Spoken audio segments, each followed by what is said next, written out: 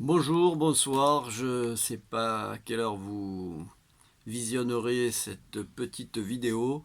En tous les cas, bon, comme prévu, on se retrouve pour parler non pas du coronavirus, mais du Japon et de la Chine. Alors, il s'agissait de traiter ce grand B qui s'intitulait Japon et Chine des ambitions mondiales, qui était la dernière sous-partie de notre chapitre consacré à l'Asie, chapitre qui se termine par cette étude de cas en quelque sorte des deux puissances régionales majeures du continent asiatique, à savoir le Japon et la Chine. Alors il s'agissait de répondre à la problématique qui était la suivante: quelles sont les ambitions du Japon et de la Chine à l'échelle mondiale? Pour cela, je vous avais donné en pièces jointes deux polycopes, un consacré au Japon et un autre à la Chine. Vous aviez un certain nombre de documents ainsi que des questions, et l'idée était au final d'être capable de répondre à la problématique que je viens de citer. Alors commençons par la première question qui portait à la fois sur les documents qui apparaissaient sur votre polycope, mais aussi dans votre manuel à la page 331. Donc il s'agissait de croiser ces documents pour répondre à la question: les enjeux de la politique gouvernementale du Cool Japan sont-ils seulement d'ordre culturel? Alors, le Cool Japan, tout d'abord, je vous mettrai une définition sur la page correspondant au cours d'Histoire Géo sur Pronote, mais il faut savoir que, vous l'aurez compris, je pense, il s'agit d'une forme de soft power à la nippone, à la sauce nippone en quelque sorte. Et le but étant, comme tout soft power, de renforcer le rayonnement culturel du pays à travers le monde. Et c'est aussi un concept qui vise à exporter un petit peu la mode japonaise, le mode de vie japonais. Et il faut savoir que l'une des cibles privilégiées de ce Cool Japan, c'est la jeunesse.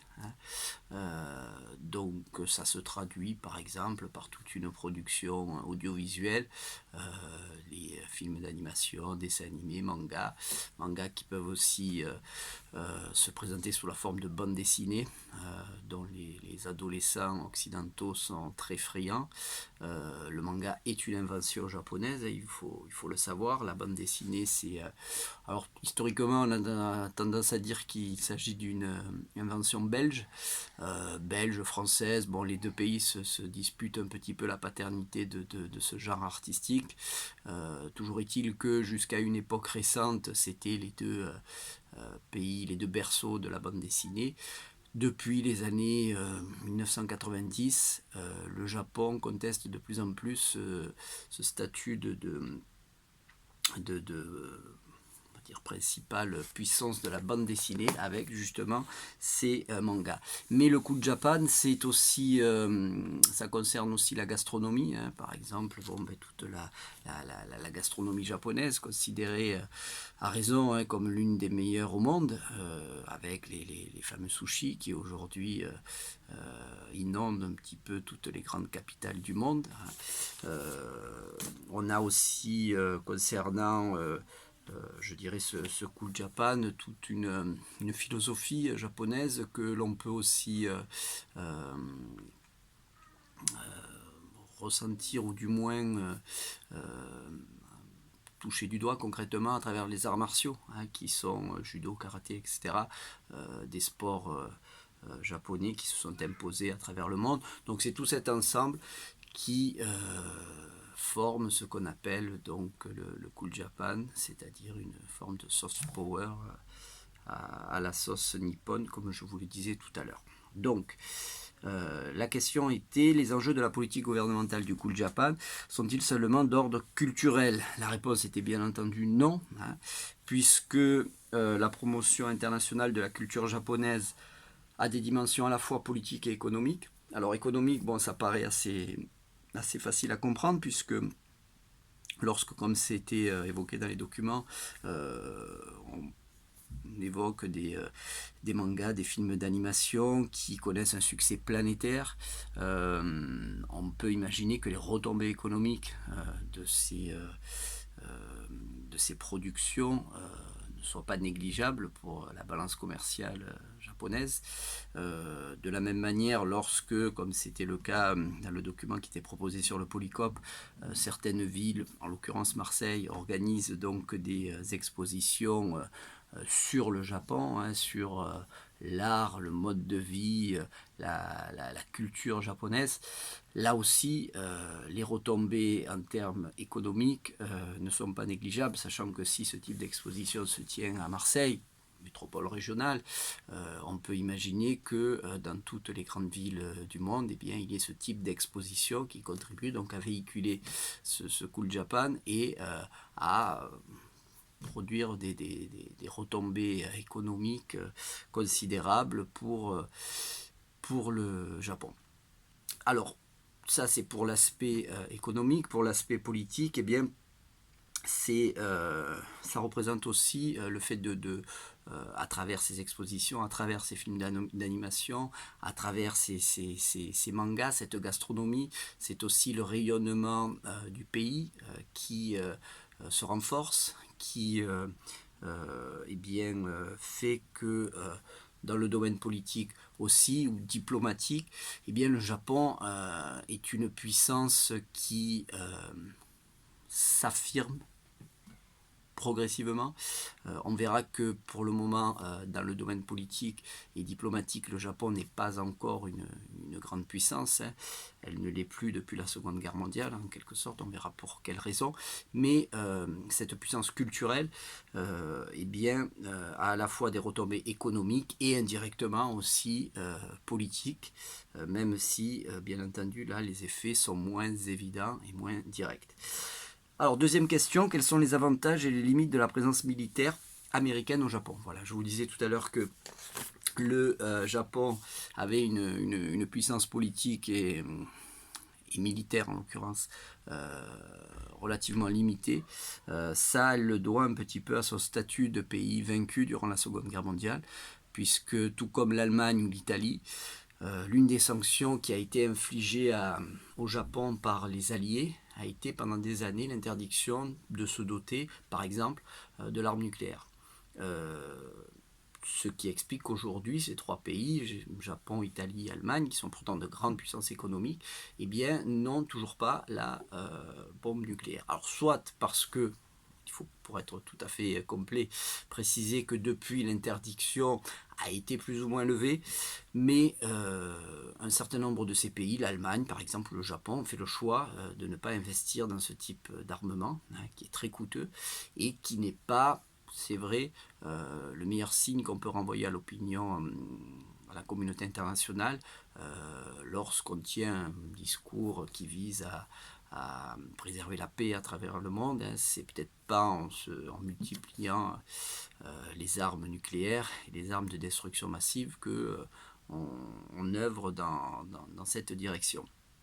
Donc le Japon eh bien, n'a pas de bombe nucléaire, a une armée relativement moderne mais relativement limitée, et ça elle le doit notamment à cette présence militaire américaine sur son sol depuis la fin de la Seconde Guerre mondiale. Hein, vous le savez peut-être, les États-Unis, au terme de la Seconde Guerre mondiale, ont installé des bases militaires dans tous les pays vaincus. Je vous parlais tout à l'heure de l'Allemagne et de l'Italie, c'est aussi le cas, hein, c'est-à-dire qu'à l'heure actuelle encore, nous avons des bases militaires états-uniennes sur le sol allemand et sur le sol italien. Il en est de même sur le sol japonais. Alors, la question que je vous posais, c'est en quoi est-ce que ça représente à la fois un avantage et une limite, ce qui peut paraître contradictoire, pas tant que ça, puisque la présence militaire offre au Japon une protection nucléaire, hein, dans une région où les tensions sont relativement importantes. Hein. Je pense notamment à la menace chinoise, même si elle s'est un peu amoindrie ces dernières années, mais surtout nord-coréenne, qui, vous le savez, menace un certain nombre de pays de la région. Le Japon, la Corée du Sud, a fortiori. Donc le fait d'avoir sur son sol cette présence américaine, qui plus est donc la première armée du monde par sa force de frappe, est quelque chose donc qui est rassurant, qui offre donc une sécurité au pays et une sécurité à moindre coût, hein, puisque ils n'ont pas besoin d'entretenir de telles troupes armées, ils n'ont pas besoin de se doter d'un armement, on l'a dit, particulièrement moderne et coûteux, hein, notamment en ce qui concerne la bombe nucléaire. Et il bénéficie malgré tout donc d'une protection qu'on peut considérer comme maximale, puisque quand on est protégé par l'armée américaine, à l'heure actuelle, c'est quand même un gage de sécurité. En même temps, c'est aussi une limite, hein, pour la puissance politique, diplomatique du Japon, puisque à travers cette présence militaire américaine sur le sol japonais, il y a aussi une mise sous tutelle finalement du pays, et donc qui limite un petit peu sa souveraineté et qui l'empêche de s'affirmer sur la scène internationale comme une puissance politique à part entière. Voilà un petit peu donc les deux aspects de cette présence militaire japonaise. Donc vous l'avez compris, une puissance culturelle, économique, on l'avait déjà vu, hein, c'est la troisième puissance économique du monde, même si cette puissance connaît des hauts et des bas depuis la fin des années 90, ça reste quand même une puissance économique majeure sur la scène internationale. C'est aussi une puissance culturelle avec qui il faut compter de plus en plus, hein, à travers notamment ce Cool Japan qu'on a évoqué tout à l'heure. En revanche, dans les domaines politiques, diplomatiques, militaires, le Japon fait encore figure de puissance incomplète. Ce n'est pas le cas de la Chine, on va le voir donc avec les questions qui concernaient cette puissance. Vous aviez 4 documents, 3 on peut dire, puisque le 4e était la une de l'Obs, un hebdomadaire qui avait consacré son numéro à la Chine il y a quelques mois de ça. Et donc à partir de cet ensemble de documents, de ce corpus documentaire, hein, comme on l'appelle, il fallait répondre tout d'abord à la question suivante. Pourquoi la marque Huawei joue-t-elle un rôle stratégique dans la volonté hégémonique de la Chine? Alors il fallait répondre qu'à travers sa marque de téléphone, dont je ne répéterai pas le nom hein, pour pas être ridicule encore une fois, la Chine espère dépasser les États-Unis dans le secteur de la high-tech, de la haute technologie en français, secteur qui, vous le savez, là aussi est porteur de retombées économiques majeures, mais surtout qui est aussi un secteur hautement stratégique, car il est le moyen, comme c'était indiqué dans le document, d'installer une hégémonie industrielle, commerciale, hein, qui dépasse donc le seul domaine de la haute technologie.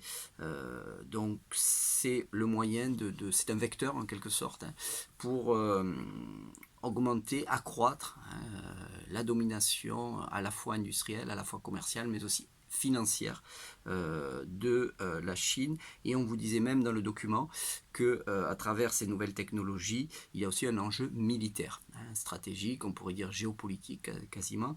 Donc c'est un exemple, hein, vous avez peut-être entendu parler de la concurrence effrénée que se livrent les marques Apple et Huawei depuis quelques mois, hein. C'est parce que, si vous voulez, les enjeux dépassent largement le seul domaine économique et technologique, hein, mais finalement a des répercussions sur les domaines politiques, militaires, financiers. Donc c'est véritablement un enjeu majeur à l'heure actuelle. Deuxième question, quel est l'événement qui a représenté un point de bascule dans la montée en puissance de la Chine? Il s'agit de la crise financière de 2008. La crise des subprimes, comme on l'a appelée, vous l'avez peut-être étudiée en écho. On l'étudiera, si tout va bien, à la fin de l'année, puisque ça fait partie du dernier chapitre d'histoire. Dans la partie la gouvernance mondiale, bon, on y reviendra si tout va bien. Toujours est-il que cette crise donc a été un point de bascule parce que suite à cette crise qui est née aux États-Unis, vous le savez peut-être, eh bien, la Chine est passée du statut de pays endetté à un pays créancier. Donc concrètement, la Chine est passée d'une puissance qui était, on pourrait dire, exécutante, d'un pays qui avait un rôle d'exécutant, de simple exécutant, via les délocalisations industrielles, via, je dirais, le commerce, le rôle de pays atelier qu'elle jouait. Donc certes, ça lui a permis de se développer, ça lui a permis de s'enrichir, ça lui a permis de peser de plus en plus dans les échanges commerciaux, mais c'était souvent une situation qu'elle ne maîtrisait pas vraiment, puisque c'était les firmes transnationales occidentales qui donnaient le là un petit peu des délocalisations et du commerce international. Après 2008, tout va changer, puisque les États-Unis vont devoir s'endetter. Alors on y reviendra, là je passe très vite sur cette crise de 2008. Ils vont devoir s'endetter, notamment auprès de banques chinoises. Et donc la Chine va, je vous l'ai dit tout à l'heure, passer de statut de pays qui était en grande partie endetté à un pays créancier. Et donc son statut d'exécutant, en quelque sorte, va être abandonné au profit d'un rôle décisionnaire. C'est-à-dire qu'aujourd'hui, la Chine ne se contente plus de subir entre guillemets les décisions prises dans les grandes métropoles ou dans les grandes capitales occidentales, mais la Chine de plus en plus pèse, y compris dans les décisions qui sont prises dans le domaine économique, financier, et cette crise de 2008 a été à ce sujet un tournant en quelque sorte. Bon, je vous l'ai dit, je passe très vite sur ce point, c'est pas un point majeur dans cette leçon, mais ça le sera dans un prochain chapitre. Alors si on reste donc dans le cas de la Chine, je vous proposais en dernière question, pourquoi peut-on dire que la Chine est en passe de devenir une puissance complète, justement, bon, on l'a un petit peu évoqué. Eh bien, à travers ces documents, on pouvait constater que la Chine était une puissance industrielle, commerciale, ça vous le saviez déjà. On parle je cite le texte, d'investissements titanesques dans de nombreux pays de la région. Là aussi, c'est pas nouveau, la Chine est une puissance régionale, donc il y a une influence sur les pays de la région d'Asie du Sud-Est, et ce depuis de nombreuses années. Mais ce qui est tout à fait nouveau, c'est que cette influence économique, commerciale, voire politique, a tendance à s'élargir au-delà de sa région, au-delà du continent asiatique. Et dans le texte, on vous parlait d'investissements qui sont réalisés notamment en Afrique ou en Europe. La Grèce, l'Italie, la Tchéquie et d'autres pays d'Europe de l'Est aujourd'hui sont des espaces privilégiés pour les investissements chinois. Donc la puissance industrielle, commerciale, financière ne cesse de se renforcer, son aire d'influence ne cesse de s'élargir. C'est aussi vrai dans le domaine militaire. On vous parlait dans le texte du fait que l'armée chinoise occupe militairement des eaux territoriales de 6 États voisins, grâce ou à cause de son fameux collier de perles. On l'avait évoqué en classe, si mes souvenirs sont bons. Donc ce sont ces bases militaires qui sont positionnées tout autour de la Chine, en mer de Chine et jusqu'à l'océan Indien, et qui donc vont encercler en quelque sorte à la fois la Chine mais aussi tous ces pays limitrophes, et donc faire que cet expansionnisme en quelque sorte est quelquefois même très mal vécu par ses voisins, mais j'ai envie de dire, comme souvent, c'est un petit peu la loi du plus fort qui prévaut, et donc à l'heure actuelle, eh bien, même si la Chine n'est pas toujours dans son droit, elle continue d'occuper des positions stratégiques, des eaux territoriales qui, officiellement, aux yeux du droit international, ne lui appartiennent pas. On a parlé aussi, je crois, dans ce texte, il me semble, de la base militaire. Alors si c'est pas le cas, bon, je vous le dis, c'est peut-être pas dans ce texte. Dernièrement, l'armée chinoise a installé une base militaire à Djibouti. Djibouti, c'est une ancienne colonie française Ça faisait partie, il y a encore quelques années, du précaré français en Afrique, hein, puisque là, vous le savez, les Français ont gardé certains points d'appui, une présence militaire notamment très importante dans l'Afrique francophone. C'est d'autant plus important à Djibouti, puisqu'on est vraiment dans un passage stratégique dans le commerce maritime international. Et jusqu'alors, seule la France avait une base militaire dans ce petit état de la Corne d'Afrique de l'Est. Et bien désormais, les Chinois ont aussi, hein, pas très loin d'ailleurs de la base militaire française, installé une base militaire chinoise. Donc vous le voyez, cet expansionnisme chinois, il se vérifie dans à peu près tous les domaines, que ce soit économique, que ce soit commercial, industriel, mais aussi politique. Et on pourrait même rajouter culturel, hein, avec les instituts Confucius. Je ne sais pas s'ils étaient évoqués dans ce texte, mais on en avait parlé en classe. Hein. Ce sont donc ces instituts qui véhiculent un petit peu la culture chinoise aux quatre coins du monde. Et à travers des écoles, à travers des expositions artistiques, à travers des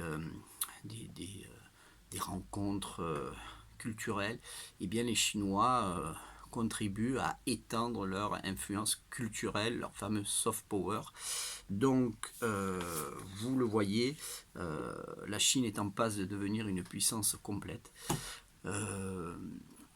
Si bien que si on revient un petit peu à la problématique de cette leçon, hein, le Japon, qui a longtemps été la puissance hégémonique, au moins la puissance économique hégémonique en Asie, ne semble plus aujourd'hui en capacité de lutter avec la Chine, hein, qui boxe désormais, si je puis dire, dans la catégorie des superpuissances avec les États-Unis. Et je dirais que dans cette catégorie, il n'y a que deux pays qui ont le privilège d'y figurer. Les États-Unis, depuis, on l'a vu, hein, depuis au moins le début ou le milieu du XXe siècle. Il y a eu un temps l'Union soviétique, hein, puis l'Union soviétique a implosé en 1991. Les États-Unis ont été pendant longtemps la seule superpuissance, on parlait même d'hyperpuissance, hein, tant elle dominait les relations internationales pendant, on va dire, une vingtaine d'années, hein, du début des années 90 à la fin des années 2000. À l'heure actuelle, eh bien, les États-Unis doivent compter de plus en plus avec une puissance qui est quasiment à leur hauteur, et ce dans quasiment tous les domaines. Il s'agit de la Chine. Voilà ce qu'on pouvait dire pour corriger ces questions. Alors, en guise de trace écrite, je vous propose: les deux pôles économiques du continent asiatique aspirent désormais à devenir des puissances politiques et culturelles. Là encore, ils ne disposent pas des mêmes outils. Le Japon tente de contourner sa faible influence militaire et diplomatique. Pas de siège permanent au Conseil de sécurité de l'ONU, pas de bombes nucléaires, on l'a dit, en jouant la carte de la puissance douce. L'influence culturelle du pays se diffuse en Asie et en Occident par le biais du Cool Japan. La Chine a une influence politique grandissante. Après s'être imposée à l'échelle régionale, alors je cite par exemple donc la stratégie du collier de perles, l'empire du milieu, vous savez c'est le nom historique un petit peu que les Chinois donnaient à leur pays, tente à jouer un rôle diplomatique et militaire majeur à l'échelle internationale. Je prends l'exemple de ce que j'évoquais tout à l'heure, l'installation d'une base militaire à Djibouti. La politique extérieure de la Chine est devenue beaucoup plus interventionniste, notamment depuis la crise de 2008. À travers des investissements titanesques, je reprends les termes de l'article que je vous proposais, dans des pays fragilisés économiquement, la Chine tisse des réseaux en Asie, mais aussi en Afrique et en Europe, qui lui permettent d'étendre son influence à travers le monde. Voilà pour la trace écrite.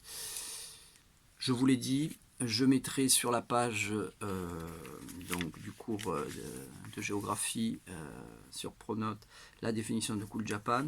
Vous trouverez aussi en pièces jointes des schémas de synthèse qui reviennent un petit peu sur tous les points importants du chapitre sur l'Asie, c'est-à-dire à la fois l'Asie dans sa globalité, enfin l'Asie du Sud et de l'Est, mais aussi plus particulièrement sur la Chine et le Japon. Et à ce titre, je vous ai mis aussi un lien vers une conférence qui a été réalisée par une historienne spécialiste du Japon qui revient sur les relations sino-japonaises au cours de ces dernières années, puisque c'est un point sur lequel on est passé très vite dans ce chapitre. On est obligé de faire des choix, donc c'est vrai que c'est les relations sino-japonaises qui sont relativement conflictuelles depuis la Seconde Guerre mondiale, quasiment. Hein. Alors il y a eu des hauts, il y a eu des bas. Actuellement, bon, on va dire que l'actualité fait que ces deux pays, comme la France d'ailleurs, hein, ont d'autres chats à fouetter. Et donc les tensions entre la Chine et le Japon ne font plus l'actualité. Mais il y a eu au cours de ces derniers mois encore des moments assez chauds, hein, si je peux utiliser l'expression, entre ces deux pays.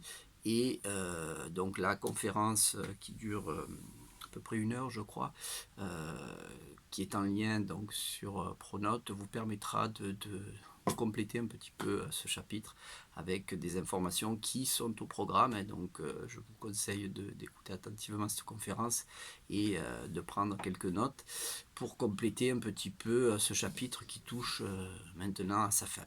Voilà. Donc nous avons eu un devoir un petit peu avant le terme de ce chapitre, le devoir que vous m'avez envoyé vendredi dernier, donc qui traitait de l'Asie. Vous vous souvenez peut-être, l'étude de documents. Donc je ne vais pas vous donner en plus un autre devoir maison sur ce même chapitre. En revanche, je vous annonce que la semaine prochaine, nous commencerons un nouveau chapitre d'histoire. Et donc on va essayer de garder le même rythme, hein, c'est-à-dire dans un premier temps, je vous pose un petit peu les titres, la problématique, le travail à faire. Hein. Je vous donne quelques jours pour faire ce travail. Ensuite, je le corrige sous forme de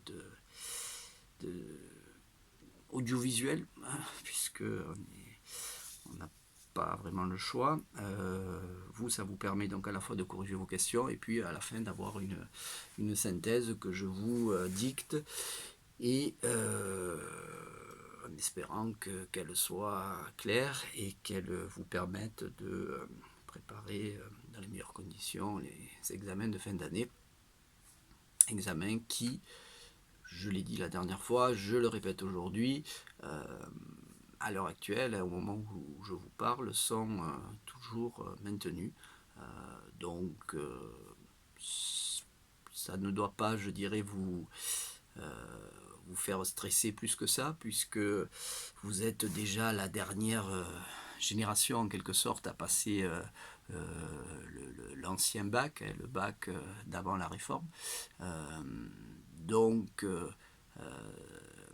l'institution n'a pas trop intérêt à, je dirais, multiplier les échecs et les redoublements, et d'autant plus avec la situation que nous vivons actuellement. Hein, c'est les conditions très difficiles dans lesquelles vous préparez ce bac et dans lesquelles préparent tous les élèves de France. Hein. Donc ça aussi, ça doit vous rassurer, vous êtes tous là pour le coup sur un pied d'égalité.